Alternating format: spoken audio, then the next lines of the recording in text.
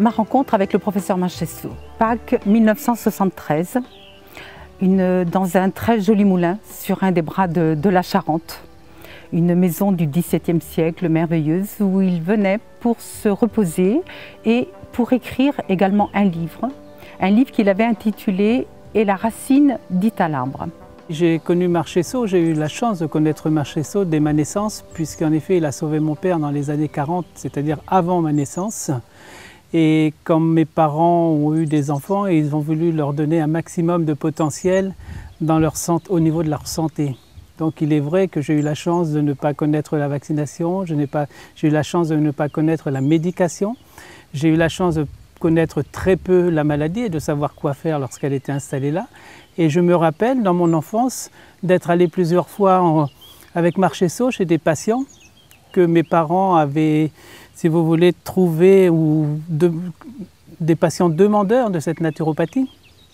Et j'ai eu la chance de connaître et de me rappeler de certaines guérisons avec des malades qui étaient condamnés pour des maladies relativement graves il y a déjà 40 ou 50 ans. Les premiers souvenirs de M. Marchesso, c'était assez comique en fait, puisqu'à chaque fois qu'il venait à la maison, vu qu'on était en bonne santé, qu'on était vraiment des bébés naturaux, il nous faisait faire à moi et ma sœur en fait systématiquement des exercices.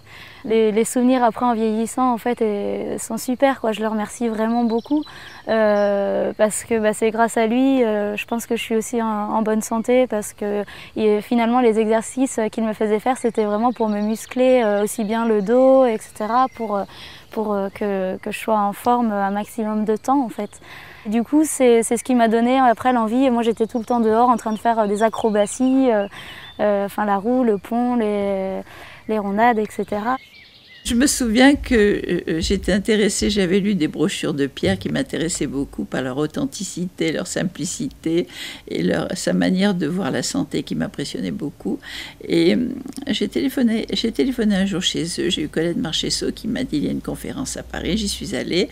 Et quand je suis arrivée à la conférence, j'ai vu un grand homme, et qui était là avec toute sa barbe, ses cheveux comme ça, qui gesticulait un peu sur la scène, c'était très théâtre, et qui regardait tout le monde et qui a dit « Vous comprenez, il y a des gens qui sont cassés la jambe, leur jambe est tordue, ils ont des gens qui sont cassés le bras, ça je peux arranger ça, je peux le mettre droit avec des attelles, c'est sans problème. Puis il y en a qui sont tordus dans la tête. Alors ceux qui sont tordus dans la tête, ce sont les gens qui pensent mal et qui mangent mal. Et si on ne pense pas bien, et si on mange pas bien, on est malade. Alors là, je peux rien faire parce qu'ils sont tordus dans la tête. Ça m'avait beaucoup impressionné. Je me rappelle de cet homme qui avait un pouvoir, un charisme immense, qui avait une connaissance phénoménale, qui était un homme de synthèse hors norme.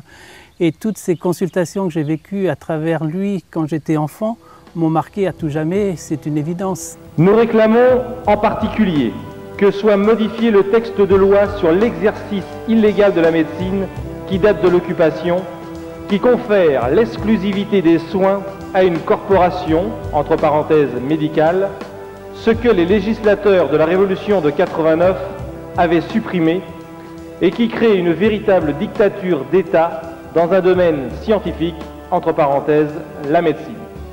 Personnellement, je me suis élevé contre cette tendance à donner aux médecins une priorité qu'ils ne méritent pas, à savoir un pouvoir qu'ils ne devraient pas avoir. Ils décident, c'est un peu un juge d'instruction pour la santé. Ils décident de tout et on ne discute plus, même si on a été victime du système. Mieux vaut mourir hors des règles que mourir dans les règles. Vous êtes bien de cet avis.